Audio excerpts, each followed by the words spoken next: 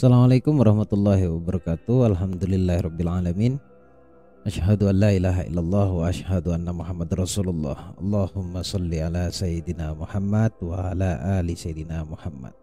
Jumpa lagi bersama saya di sini Bagus Baraja di channel Gus Baraja. Senang bisa terus menjumpai teman-teman semuanya, menemani kamu semuanya, karena kebetulan channel ini atau video kali ini upload jam 9 malam, jadi sekaligus menemani kamu menuju istirahatmu. Dan insya Allah di jam-jam seperti ini adalah jam di mana gelombang otak kita berada di alfa menuju theta. Insya Allah setiap sugesti atau keilmuan itu pasti mudah masuk ke dalam bawah sadar karena area kritis sudah mulai melemah. Sebelum kita bahas keilmuan atau cara yang ingin saya berikan ke kamu, yaitu kesadaran kamu agar hutang kamu diselesaikan oleh Allah, dilunaskan oleh Allah dengan cara yang ajaib, dengan caranya Allah pastinya ya. Saya ingin informasikan dulu ke kamu, buat kamu yang ingin mengikuti seminar yang saya adakan pada tanggal 4 November ya, dengan tema Rahasia Jalan Kaya, mengupas tuntas tentang keilmuan magnet uang, dan di sana diajarkan bagaimana cara mempraktekannya serta kamu juga akan mendapatkan terapi. Itu yang pertama. Kemudian yang kedua, buat kamu yang ingin mengikuti kelas online eksklusif bebas hutang atau lunas hutang, saya adakan tanggal 28 ini ya, dimulai dari tanggal 28. Jadi segera daftarkan diri kamu. Di sana kamu akan diajarkan tentunya untuk pertemuan secara berkala sebanyak 6 kali. 6 kali pertemuan plus ada bonus juga bimbingan sampai bulan Desember. Jadi segera manfaatkan kesempatan ini untuk bisa tahu ilmunya bagaimana sih sebenarnya jika mengambil jalur langit agar Allah berikan keajaiban dan Allah berikan kemudahan untuk melunasi hutang yang ada. Kemudian yang terakhir yaitu seminar offline saya adakan di Jakarta. Pendaftarannya sudah mulai dibuka, nanti akan diinfokan oleh admin, jadi segera daftarkan diri kamu. Untuk pendaftarannya silakan hubungi nomor telepon yang tertera di layar monitor kamu. Sekali lagi di Jakarta ya, tanggal 10 Desember.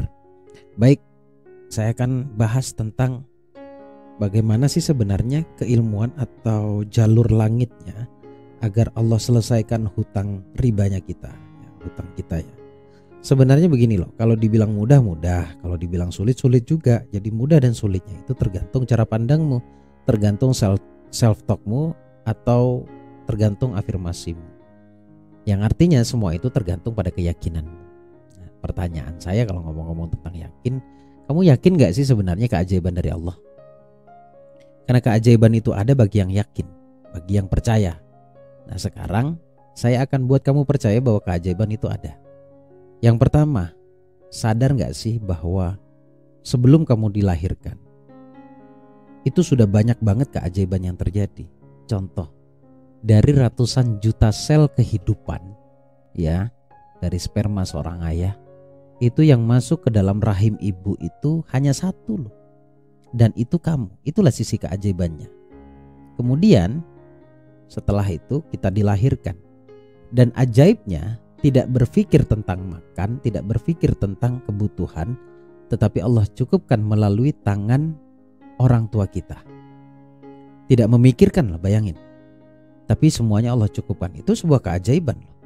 Dan keajaiban lagi yaitu karena sudah diberikan hidup oleh Allah untuk menikmati indahnya dunia. Bukan kejamnya dunia ya. Awas, hati-hati nih self talknya nih atau prinsipnya nih. Indahnya dunia, karena dunia ini indah. Ya, dunia ini indah. Ngomong-ngomong tentang keajaiban, channel ini setiap kontennya selalu menyelipkan pemahaman tentang keajaiban. Dan keajaiban itu sebenarnya mudah. Tetapi keajaibannya seperti apa yang menurut kamu, atau keajaiban seperti apa yang ada di pikiran kamu? Keajaiban itu sederhana. Ya, apapun yang sudah kamu dapatkan itu adalah keajaiban. Karena tidak semua orang mendapatkan apa yang kamu dapatkan. Jadi keajaiban itu sebenarnya sudut pandang. Sekecil apapun kalau kamu tanya kamu, ya, yang kamu dapatkan itu sebenarnya keajaiban. Dan begitu juga sebaliknya kalau kamu tanya ke saya, menurut saya sekecil apapun yang saya dapatkan bagi saya itu ajaib. Dan keajaiban itu datangnya dari Allah. Semakin kamu bersyukur atau menganggap itu keajaiban, akan datang banyak keajaiban yang datang dalam kehidupan kamu. Nah, ngomong-ngomong tentang hutang, sebenarnya yang membuat hutang itu semakin sulit terbayar itu karena terburu-buru untuk mendapatkan pertolongan dari Allah. Sementara waktu yang paling baik adalah waktu yang sudah ditentukan Allah, bukan waktu yang sudah ditentukan oleh kita. Nah, pertanyaannya, adakah percepatannya, Gus, agar hutang bisa lunas dengan cara ajaib? Ya ada. Kalau kamu tanya saya jawab sekali lagi, ada. Tetapi kamu mau bersabar apa tidak? Jangan ketika saya mengatakan sabar lalu kamu asumsikan lama loh ya. Saat saya mengatakan sabar itu adalah berpasrah kepada Allah, tetapi tidak diam. Terus berdoa, terus ikhtiar, dan terus tawakal. Teknisnya bagaimana pertanyaannya? Kan begitu.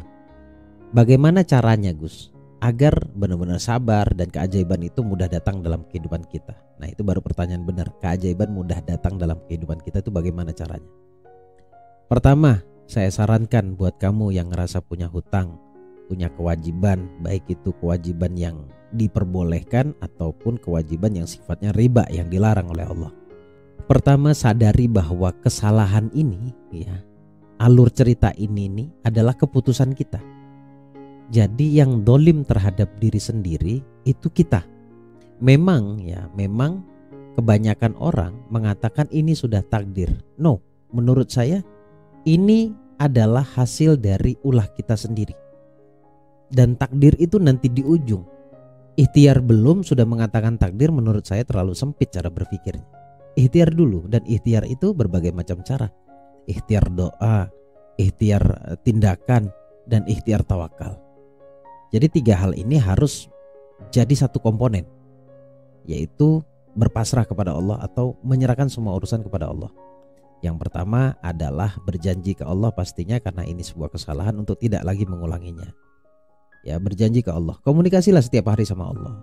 Kita tuh kadang-kadang gini loh, punya masalah, ingin bantuan dari Allah, tetapi tidak bicara banyak sama Allah, tidak menghubungkan atau tidak berusaha terhubung kepada Allah. Kalau Allah mah selalu melihat kita, kitanya yang selalu pergi dari Allah. Nah, pertanyaannya bagaimana cara agar selalu terkoneksi kepada Allah sehingga Allah berikan keajaiban dan Allah selesaikan semua permasalahan kita termasuk hutang. Ya, Allah yang lunaskan, bukan kita loh ya. Allah yang cukupkan rezeki kita, kemudian Allah yang lunaskan juga urusan kita atau kewajiban kita. Ya, berkomunikasilah lebih sering daripada sebelumnya. Sederhana caranya untuk terhubung kepada Allah. Contoh begini, saya akan mengatakan sesuatu dan perhatikan kalimatnya. Ini adalah kalimat berkomunikasi dengan Allah. Jadi biar ilmunya tidak sulit untuk kamu cerna ya. Saya selalu bilang begini, ya Allah, terima kasih untuk hari ini, hari yang indah. Terima kasih hidupku bahagia hari ini. Ini kalau saya definisikan ke syukur, mungkin kamu akan bingung, ada yang berat, ada yang sepele dan lain-lain. Tetapi perhatikan kalimatnya, itu saya berbicara sama Allah, mengucapkan terima kasih kepada Allah karena sudah diberikan keindahan dalam hidup ini. Sehari ini saya bahagia banget ya Allah. Jadi saya lapor, saya bicara sama Allah. Jadi agar tidak sulit kamu untuk bersyukur, coba fahami kalimat saya. Berbicaralah kepada Allah dengan banyak hal. Sampaikan semua permasalahanmu yang kamu rasakan saat ini, lalu mintalah solusi. Contoh kalimatnya begini, ya Allah, saya punya banyak masalah ya Allah, dan saya tak tahu bagaimana cara menyikapinya ya Allah. Tolong ya Allah, bantu saya dan berikan saya rezeki agar saya bisa melunasi hutang-hutang saya atau kewajiban saya ya Allah. Perhatikan kalimatnya. Kalimat ini adalah kalimat bicara, bercerita dan menyampaikan sesuatu ke Allah plus minta solusi ke Allah. Berbicara, bercerita, menyampaikan, dan meminta, berdoa. Lihat, perhatikan baik-baik. Orang berdoa itu sebenarnya bicara, tapi tidak semua orang sadar bahwa doanya itu bicara. Doanya itu adalah bercerita ke Allah. Kalau kamu menyampaikan kepada Allah seperti layaknya saya tadi, akan ada hati baru di dalam dirimu, dalam artian cara pandang yang baru.